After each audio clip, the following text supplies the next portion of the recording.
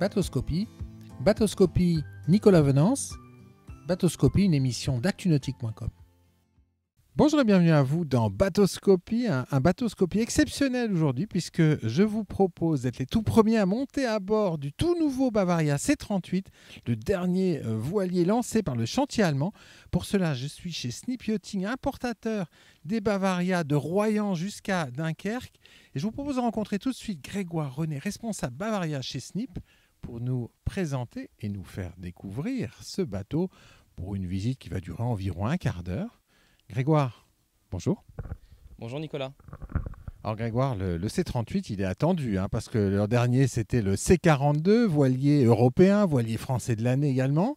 Le C38, en fait, il est dans la lignée de cette gamme qui en fait, est une toute nouvelle gamme, lancée maintenant il y a 5 ans, 5 nouveautés. Oui, c'est ça. Ça a commencé en 2016 avec le C57. Suivi du C50 et C45 en 2017-2018. Le C42, comme vous avez pu le dire Nicolas, l'année dernière qui a bien fait parler. Et le C38 maintenant qui est chez nous en concession à Ouistreham. Alors très longtemps, les voiliers de chez Bavaria étaient très traditionnels. C'était des plans phares et puis un vent d'italianité est arrivé avec Cosutti. Oui, Cosutti qui est là depuis le C57, qui a renouvelé la gamme C-Line avec des bateaux plus modernes, une carène à bouchin avec une étrave volumineuse qui donne des bateaux performants sous voile avec un espace intérieur assez incroyable. Oui, alors cette étrave, elle est très particulière. Au niveau des œuvres mortes, elle est très large, très arrondie, et puis elle est beaucoup plus fine au niveau des œuvres vives. Oui, là on peut le voir, c'est vraiment on appelle ça chez Bavaria le V-bow, plusieurs avantages, de l'espace intérieur et de la puissance sous voile, notamment sur des allures portantes, au reaching et au portant quoi. Alors on a également ce bouchin qui caractérise aujourd'hui la gamme C-Line. Oui, un bouchin vif qui débute très tôt, quasiment sur l'avant du bateau, et qui finit à l'arrière. Donc le bateau se cale bien sur son bouchin et devient vraiment, vraiment agréable sous voile. Et puis on a autre élément de style, on a ce roof qui est caractérisé par un vitrage qui est très long et qui va quasiment de l'avant à l'arrière du bateau. Oui, ça c'est signé Cosutti. Il a débuté avec ce design sur le C57. Il l'a fait sur le C45, le C50, le C42 et maintenant le C38. Ça donne un look sportif et ça affine bien le bateau. C'est très design. Quelques caractéristiques techniques sur le C38, Grégoire René. Alors en longueur de coque, 10,99. Il a une largeur de 3,98. Et en longueur hors tout, avec la delphinière, on est à 11,90. Alors on parlera performance, gréement, appendice quand on détaillera le poste de barre. Avant de monter à bord, je voulais qu'on fasse découvrir et qu'on présente la plateforme arrière à nos auditeurs. Parce que ça, au mouillage, Grégoire, c'est une partie de choix.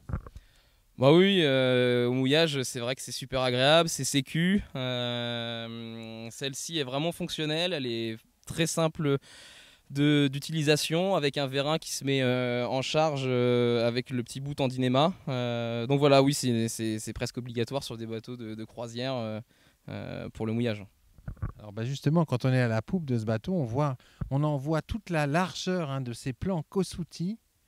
Alors ça, c'est vraiment une caractéristique des voiliers actuels qui est directement inspiré de la course, en particulier des IMOCA. On va maintenant découvrir le cockpit, en commençant par une partie technique dont on ne parle pas toujours, mais qui a été bien pensée sur ce bateau. Oui, comme le C42, en fait, on a tout le système de barre, de pilote qui est vraiment accessible sur cette partie. Et donc ça, pour d'avoir tout à distance, c'est vraiment à portée de main. Voilà, c'est vraiment super bien. Avant, il fallait aller dans les cabines arrière pour régler sa barre. Que là, c'est vraiment directement dans le cockpit. Ça, c'est bien vu. C'est une organisation de voileux pour des voileux, ça. Ouais, c'est une belle astuce. C'est une belle astuce. Ça a vraiment plu sur le C42. Et puis ils l'ont renouvelé sur le C38 et ça va faire des heureux. Alors ce modèle, il se présente avec deux barres à roues. Expliquez-nous un petit peu l'organisation globale du cockpit et puis toute la partie dédiée au skipper. Alors pour la partie dédiée au skipper, donc effectivement, deux barres à roues. Vous avez la possibilité aussi d'avoir un winch pour un retour d'écoute de grand voile que l'on n'a pas décidé de prendre sur ce bateau-là. Vous avez aussi donc toutes les renvois de drisse, de riz, d'Alba, voilà, qui reviennent sur le roof. Un système d'écoute à deux brins pour pouvoir régler la chute de la grand voile comme un chariot. Voilà comment se distingue un petit peu le cockpit de ce bateau. Les rangements pour les boots sont bien vus. Ah oui, aussi, c'est un peu une petite image de Bavaria qui est les seuls à le proposer. Et voilà, c'est plutôt design, ça prend pas beaucoup de place. Et puis ça permet aussi de ranger toutes les drisses qui peuvent prendre beaucoup de place dans le cockpit. Alors on va s'intéresser maintenant au poste de barre et au confort que vous offrez à ce niveau-là. Je m'intéresse tout d'abord à ces fameux dossiers. Ça, c'est une exclusivité Bavaria. Oui, ils ont développé ces coussins l'année dernière sur le C42. Ça a beaucoup plu. Et donc ils l'ont continué sur le C38. Et c'est vrai que c'est vraiment un vrai confort hein, pour le barreur quand on est sous voile.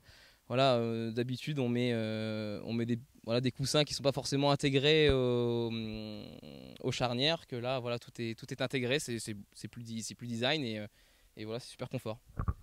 C'est confort et c'est robuste hein, puisque ça tient avec des attaches inox. Alors toutes les manœuvres et toutes les informations sont apportées direct du skipper. On peut se caler à la gîte avec ses coussins et puis ses rallonges. Parlons un petit peu performance. Entre le gréement et puis l'appendice du bateau, comment il se présente ce bateau? Alors, combien de types d'appendices? Quelle longueur de quille? 2,05 pour la quille en quille standard. Après, on peut avoir une option pour avoir une quille courte à 1,65. C'est un mono safran. Alors ça peut être étonnant par rapport à sa largeur, mais ça marche très bien. C'est aussi plus facile en manœuvre de port que des bisafrans. Bateau qui manœuvre vraiment bien dans les ports et qui est vraiment super agréable hein, sous voile. Bah, vous le verrez Nicolas cet après-midi. Justement parce qu'on va l'essayer ce bateau. On va s'intéresser au gréement. Quelle est la longueur du mât? Parce que j'ai l'impression comme ça à première vue qu'il est particulièrement haut ce mât. Il est prévu pour ce bateau, il fait 19 mètres de haut. 19 mètres en série sur un 38 pieds? Bah oui, hein, les Bavaria ce sont des bateaux qui naviguent bien, qui naviguent vite. Donc voilà, autant débuter par un mât qui va bien sur ce bateau-là. Et en termes de gréement? En gréement, on travaille avec Selden. Depuis, voilà, c'est le fournisseur officiel de Bavaria depuis un certain temps maintenant.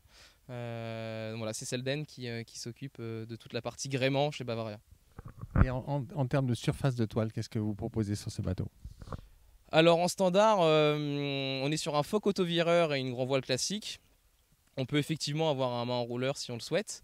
La surface de voile en voilure au près, on est sur 80 mètres carrés. Après, on peut l'accompagner pour les allures portantes d'un code 0 ou d'un SPI assis sur chaussette. Le SPI fait 130 mètres carrés, le code 0 fait 80 mètres carrés. Donc voilà, c'est des surfaces qui sont assez grandes pour avoir un bateau performant dans des petits airs et confortable dans du gros temps. Vous l'avez déjà essayé ce bateau? Oui, avec Vol Magazine pour un 100 000, donc c'était chouette. Il y avait pas beaucoup de vent, on a eu entre 8 et 10 nœuds, mais 130 000 en 2 jours dans 8 nœuds de vent sans faire de moteur, c'est très bien pour un voilier de croisière. Et alors quelques vitesses, à quelles allures? On a eu beaucoup de reaching sous code 0, le bateau dès 8 nœuds de vent voilà, se cale sur son bouchin et accélère. On est à 6 nœuds 5, 7 nœuds. Voilà, c'était les bonnes voiles en tout cas appropriées pour le temps. Qu'est-ce que vous recommandez vous comme jeu de voile pour on va dire un plaisancier traditionnel qui ne va pas non plus faire un tour du monde ou une une Transquadra?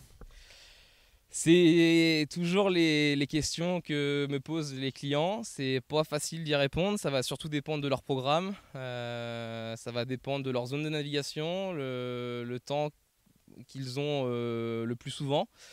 Sur ce bateau-là, on peut avoir un génois recouvert à 109% avec des chariots, un génois plutôt assez classique. Donc la question, c'est pour les allures de près, c'est est-ce que prendre un code 0 pour le petit temps pour faire un pré-océanique ou un génois pour pouvoir un peu mieux remonter au vent. Voilà, c'est la question.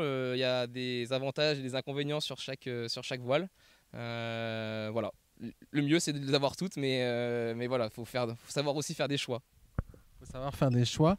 On va jeter un coup d'œil rapide sur le pont avant. Alors avec ces passes avant qui sont très confortables, un accès aisé vers l'avant du bateau. Donc effectivement, une organisation classique, très simple, robuste, voilà, sans surprise. Et puis vers l'avant, effectivement, là on peut remarquer la largeur de l'étrave au point d'attache avec la delphinière. Et puis une soute à voile qui est bien pensée. Alors oui, je vais vous l'ouvrir. Elle a pas mal d'avantages, déjà de rangement pour tout ce qui est parbattage. Voilà, on met quasiment tous les parbattages rentrent dedans, donc 8 à 10 parbattages et le guindeau voilà, bien séparé. C'est vraiment rare d'avoir ça sur des 38 pieds. Voilà, c'est l'avantage justement de ce Vibo qu'on discutait ensemble au début. On va maintenant vous proposer de découvrir l'intérieur de ce tout nouveau Bavaria C38. Un intérieur qui est étonnant du fait de la surface habitable qu'il propose et de sa luminosité avec différents types de coloris au niveau des bois. Oui, 3 coloris. Voilà, 3 coloris qui sont disponibles chez Bavaria. Alors après, voilà, ça dépend des goûts et des couleurs. Mais sur celui-ci, c'est le chêne clair. Alors on est sur un intérieur chêne clair de type cérusé. L'organisation se présente avec une cuisine en bas de l'accès sur bâbord. Cuisine en L, on peut bien se caler à la gîte. Voilà. Salle de bain à tribord. Et puis toute la partie avant se compose d'un vaste espace salon. Alors oui, on a un petit coin salon sur bâbord avec sa table à cartes. Et sur tribord, voilà la salle à manger, on va dire, qui peut accueillir jusqu'à 6 convives. Une méridienne, voilà, qui permet d'accueillir les convives. Et puis toute la partie électrique qui est très accessible, qui est à côté de la table à cartes. Alors oui, là on a le panneau 12 volts. Dans l'équipé duo, on a le panneau 220 et puis on peut aussi apercevoir les coupes batteries, les relais des coupes batteries qui sont vraiment accessibles voilà, directement dans le carré. Alors la table à cartes, c'est une vraie table à cartes. Alors elle n'est pas immense, on est dans un 38 pieds. Mais alors il y a une astuce pour ranger les cartes. On va l'ouvrir, cette table à cartes, pour découvrir voilà, ce rangement vertical qui est ici et qui permet en fait de faire tenir des cartes verticalement dans le pied de cette table à cartes. Donc quelque chose de vraiment bien pensé. Alors les assises sont très confortables pour les avoir essayées. On est bien calé, le dossier est haut, c'est confortable. Voilà, aussi bien sur bâbord que sur tribord. Alors un point qui est intéressant dans ce carré quand on prend un peu de recul, c'est la hauteur sous barreau. On a un peu plus d'1 mètre, de 2 mètres, pardon. 1 mètre quand même, ce serait difficile. On va dire 2 mètres. Alors ça, c'est rendu possible par la suppression du moule de pont. C'est très tendance actuellement dans le nautisme. Mais alors on gagne du poids dans les hauts et surtout on gagne 5 à 10 cm de hauteur sous barreau. Et là, ça change tout au niveau de la luminosité intérieure. Bah oui, oui, vous parlez de la hauteur sous barreau.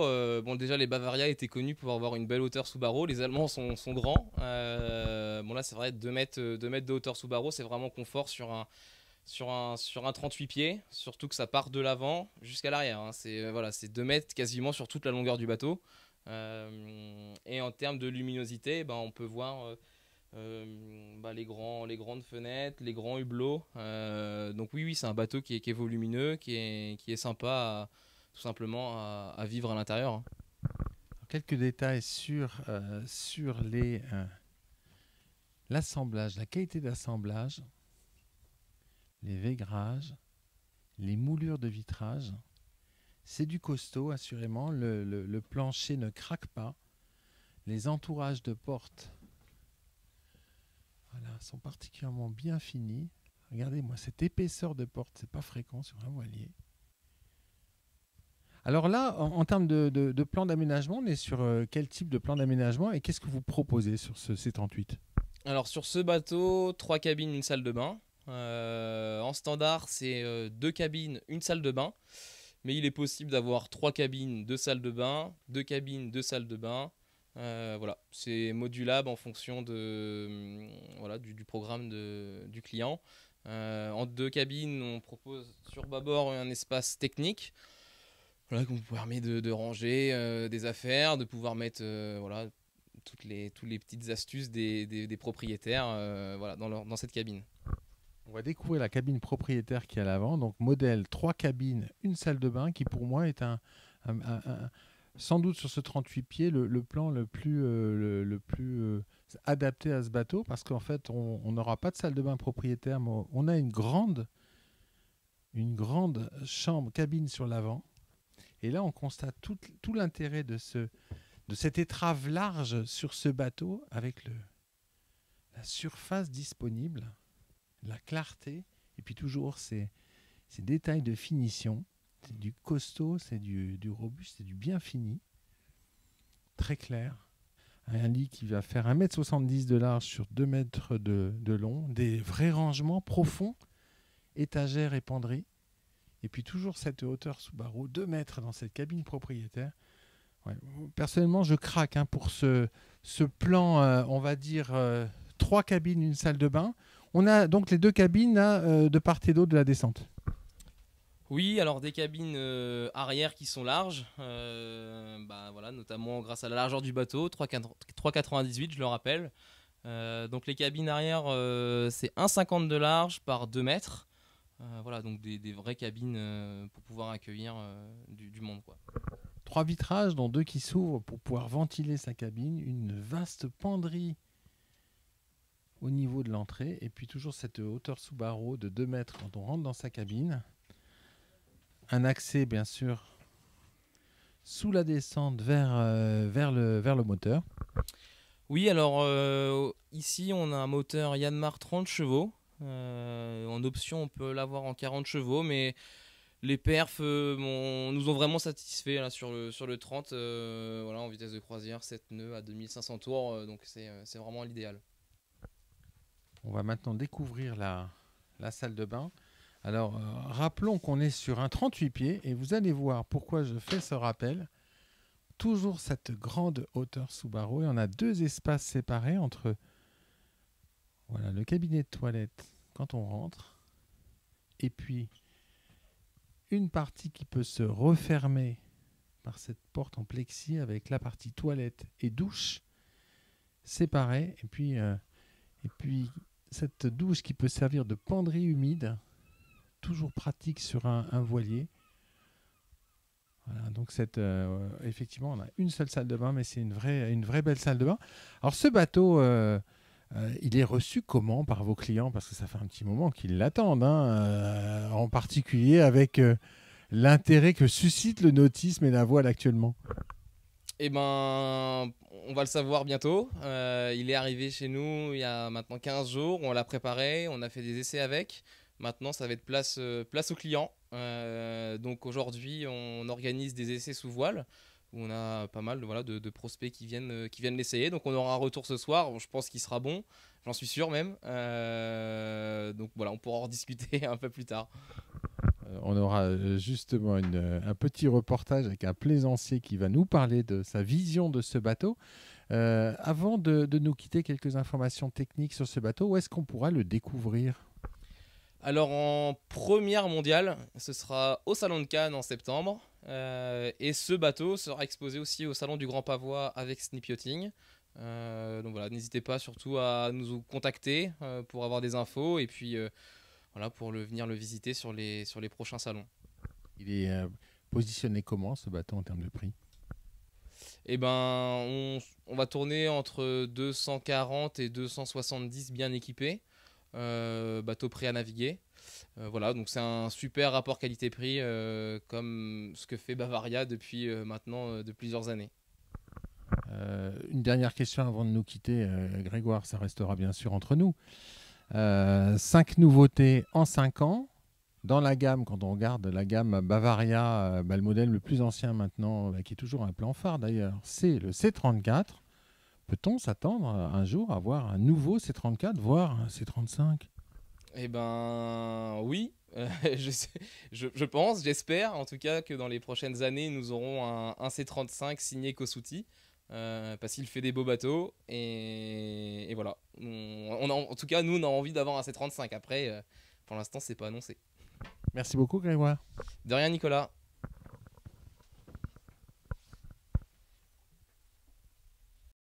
Cette émission est accessible à tout moment sur la chaîne YouTube d'ActuNautique, mais aussi en podcast sur Spotify, Deezer, Apple, Google, Acast et SoundCloud.